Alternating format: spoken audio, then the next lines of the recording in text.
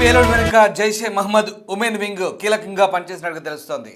ఇండియాలో జైషే ఉమెన్ వింగ్ను స్థాపించింది జైషే సంస్థ. లక్నోకు చెందిన మహిళా వైద్యురాలు షాహిద్ను చీఫ్గా నియమించుకున్నారు. పేలుడు పదార్థాల అక్రమ రవాణాలో షాహిన్ నిన్న అరెస్ట్ అయ్యారు. ఉమెన్ వింగ్ నియామకాల బాధ్యత షాహిందే అని తెలుస్తోంది. జైషే వ్యవస్థాపకుడు మసూద్ అజర్ సోదరి సాదియా నేతృత్వంలో జైషే మహిళా విభాగం ఏర్పడింది. అయితే భారత్లో షాహిద్ను దానికి చీఫ్గా నియమించుకున్నారు. సాదియా ఎవరో కాదు, ఆమె భర్త యూసుఫ్ అజర్ 1999లో కాందహార్ ఫ్లైట్ హైజాక్ ఘటనలో ప్రధాన సూత్రధారి. ఆపరేషన్ సింధూర్లో యూసుఫ్ అజర్ను మనం మట్టుబెట్టాం. దీనికి ప్రతీకారంగానే దేశంలో పేలుళ్లకు ఆయన భార్య ప్లాన్ చేస్తుంది. లక్నో డాక్టర్ షాహిన్కు దేశంలో జైషే ఉమెన్ వింగ్ను స్థాపించే బాధ్యతలు అప్పగించింది సాదియా. దీంతో ఒక్కసారిగా దేశంలో మహిళా ఉగ్రవాదుల కలకలం కూడా రేగుతోంది. మీరు స్క్రీన్పై చూస్తున్న దృశ్యాలు డాక్టర్ షాహిద్. ఈమె లక్నోలో పట్టబడింది. ఈమె అరెస్ట్ అయిన క్రమంలో ఆమె కారులో AK-47 గన్ దొరికింది. ఒక మహిళా డాక్టర్ దగ్గర AK-47 గన్ దొరకడం ఏంటి? ఒక మహిళా డాక్టర్ AK-47 ఎందుకు క్యారీ చేస్తుంది? ఎక్కడి నుంచి వచ్చింది? Very clear. పాకిస్తాన్ ప్రాయోజిత తీవ్రవాదులుగా మారిపోయారు వీళ్ళంతా కూడా.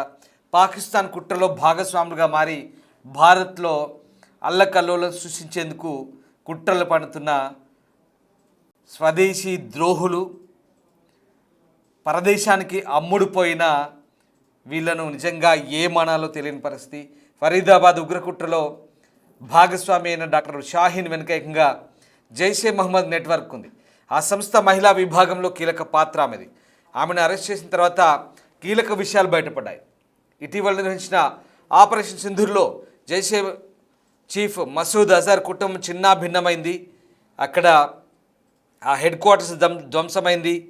జైషే మహిళా బ్రిగేడ్ల ఏర్పాటుకు అక్కడ వాళ్ళు ఆన్లైన్ కోర్సులు స్టార్ట్ చేశారు. జమాతుల్ మోమినాత్ అనే పేరుతో స్టార్ట్ చేసిన ఆ సంస్థకు మసూద్ సోదరి సాదియా అజర్ నేతృత్వం వహిస్తున్నారు. ఈ విభాగంలో డాక్టర్ షాహిన్కు కీలక బాధ్యతలు అప్పగించారు. భారత్లో మహిళా విభాగాలు స్థాపించి రిక్రూట్మెంట్ చేసేందుకే ఈమె నియమించినట్టుగా నిఘా వర్గాలు చెప్తున్నాయి. లక్నోలోని లాల్బాగ్ నివాసైన డాక్టర్ షాహిద్ ఫరీదాబాద్లోని మాడ్యూల్పై ఆపరేషన్ నేపథ్యంలో ముగ్గురు వైద్యులు ఆదిల్ అహ్మద్, ముజమ్మిల్, షకీల్ షాహిన్లను అధికారులు అరెస్ట్ చేసినప్పుడు ముజమ్మిల్తో షాహిన్కు దగ్గర సంబంధం ఉన్నట్టు తెలుస్తోంది. ఆయుధాలను నిల్వ చేసేందుకు వీళ్ళు ఉపయోగించిన కారు ఈ మహిళా డాక్టర్ పేరు మీదే ఉంది. ముజమ్మిల్ విచారణ నేపథ్యంలో ఈ మహిళా డాక్టర్ విషయం బయటకు వస్తే అధికారులు ఆమెను కూడా అరెస్ట్ చేశారు. ఈ క్రమంలో విచారణ కోసం ఆమెను శ్రీనగర్కు తరలించారు. ఉగ్రవాద నెట్వర్క్తో సంబంధాలున్న ఆరోపణలపై మరో మహిళా డాక్టర్ను కూడా అధికారులు అరెస్ట్ చేశారు. సహరన్పూర్ చెందిన డాక్టర్ పర్వేజ్ అన్సారీ ఇంటిపై దాడులు చేసిన పోలీసులు ఆమెను కస్టడీలోకి తీసుకున్నారు. ఫరీదాబాద్ ఉగ్రకుట్రలో డాక్టర్ ఆదిల్తో ఆమెకు సంబంధాలు ఉన్నట్టుగా తెలుస్తుంది. Very clear. ఇక్కడ ఒక డాక్టర్, ఒకతేమో డాక్టర్ ఆదిల్ గారితో సన్నిహిత సంబంధాలు ఉన్నాయి. ఈ షాహిదేమో ముజమ్మిల్ గారితో సన్నిహిత సంబంధాలు ఉన్నాయి. వీళ్ళిద్దరు కలిసి జంటల్గా ఏర్పడి నలుగురు, వీళ్ళంతా కూడా ఉగ్రకుట్రలు.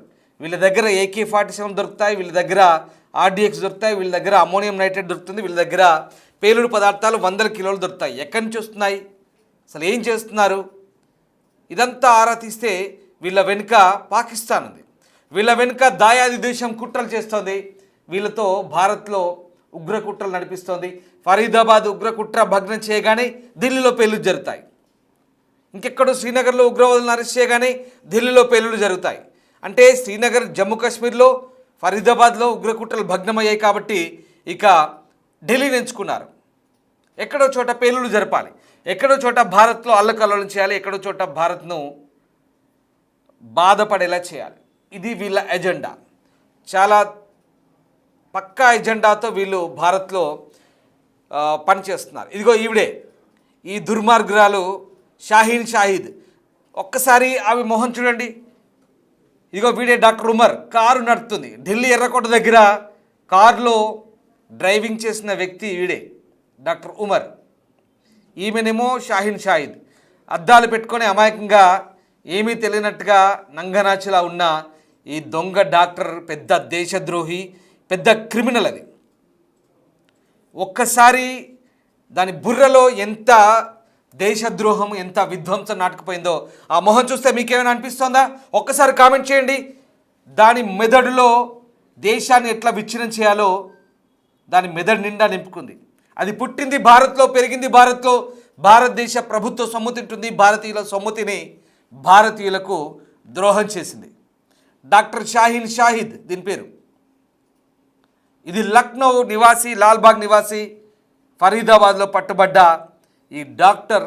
వీళ్ళంతా సమాజంలో డాక్టర్లుగా చలామణి అవుతారు, యూనివర్సిటీలో ప్రొఫెసర్లుగా ఉంటారు. వీళ్ళంతా సమాజంలో పెద్ద పెద్ద పొజిషన్లో వండుకుంటూ మళ్ళీ ఇలాంటి కుట్రలకు చేస్తుంటారు.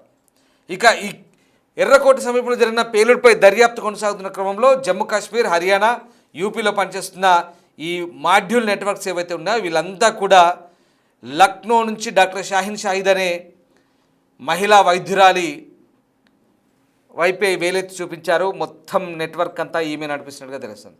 జైషే మహమ్మద్ ఉగ్రవాద నెట్వర్క్లో ఈమె కీలకం అంట, మహిళా వింగుకు ఈమె చీఫ్ అంట.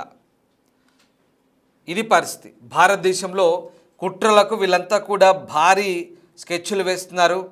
వీళ్ళంతా కూడా జైషే మహమ్మద్కు కొమ్ము కాస్తూ భారత్లో వీళ్ళంతా కూడా కుట్రలు చేస్తున్న పరిస్థితి కనబడుతుంది.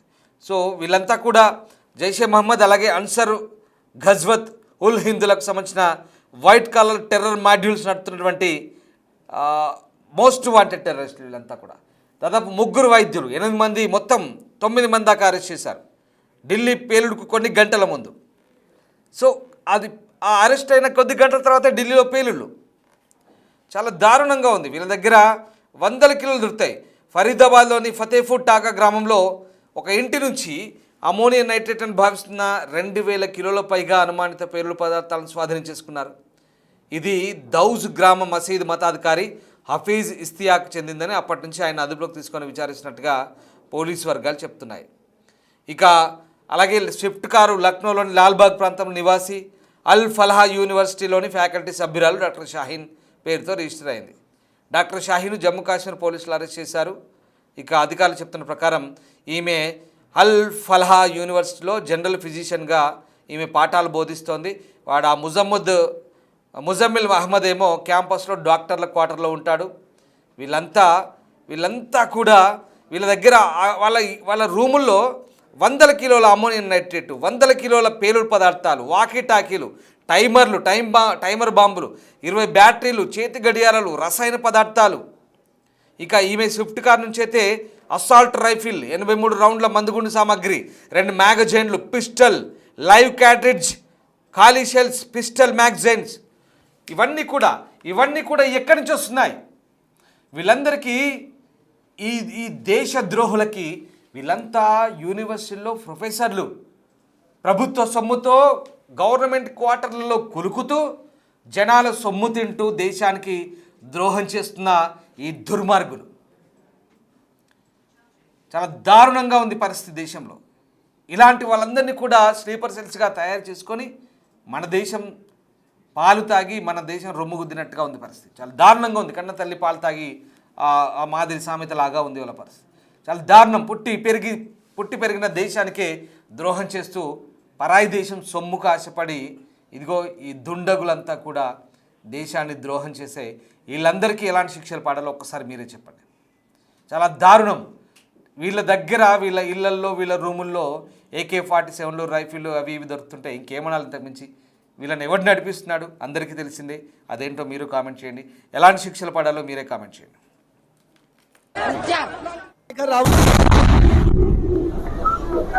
भाई नाको